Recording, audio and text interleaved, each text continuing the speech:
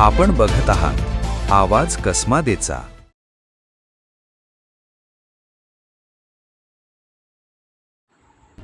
मुख्य आणि बेवारस गायींच्या संगोपनासाठी शासनाकडून दिल्या जाणाऱ्या अनुदानावर ही भ्रष्टाचाराची छाया पडल्याचा धक्कादायक प्रकार नाशिकमध्ये उघडकीस आला आहे। गौशाळेला मंजूर झालेल्या अनुदानाचा खर्च योग्य प्रकारे झाल्याचं प्रमाणपत्र देण्यासाठी तब्बल 41,000 रुपयांची लाच मागितल्याप्रकरणी पशुसंवर्धन व दुग्ध व्यवसाय विभागाचे जिल्हा उपायुक्त डॉक्टर प्रशांत रमेश धर्माधिकारी यांना लाचलुचपत प्रतिबंधक विभागानं रंगेहात अटक केली। मंगळवार दिनांक 26 रोजी नाशिक येथील जिल्हा उपायुक्त कार्यालयात ही कारवाई करण्यात आली।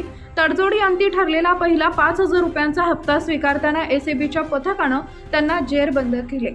या घटनेमुळे शासकीय वर्तुळात मोठी खळबळ उडाली असून सातपूर पोलीस ठाण्यात गुन्हा दाखल करण्यात आला आहे।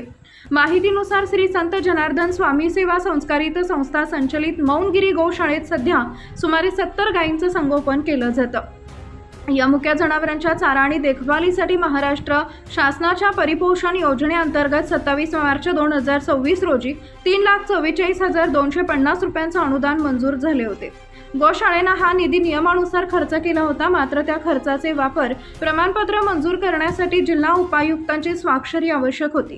याच स्वाक्षरीसाठी डॉक्टर धर्माधिकारी यांनी तक्रारदारांकडे 41,000 रुपयांची लाच मागितल्याचा आरोप आहे। गौशाळेच्या ट्रस्टींनी लाच देण्यास नकार देत थेट एसीबीकडे तक्रार केली। एसीबीनं पडताळणी केली असता लाच मागणीचं सत्य समोर आले। त्यानंतर जिल्हा उपायुक्त कार्यालयात सापळा रचण्यात आला आणि 5,000 रुपयांची रक्कम स्वीकारताना अधिकाऱ्याला रंगेहात पकडण्यात आले। ही कारवाई नाशिक परिक्षेत्राचे पोलीस अधीक्षक भारत तांगडे, अप्पर अधीक्षक माधव रेड्डी आणि सुनील दोरगे यांच्या मार्गदर्शनाखाली निरीक्षक राहुल कुमार नाईक, हवालदार प्रफुल्ल माळी आणि विलास निकम यांच्या पथकानं केली। पुढील तपास उपअधीक्षक स्वाती पवार करते। या प्रकरणामुळे पशुसंवर्धन विभागाच्या कार्यपद्धतीवर प्रश्नचिन्ह उपस्थित झाले। मुख्य जनावरांच्या संगोपनासाठी असलेल्या निधीतही टक्केवारीची मागणी होत असेल तर इतर कोट्यावधी रुपयांच्या फायली कशा मंजूर झाल्या असतील असा सवाल आता उपस्थित केला जातोय।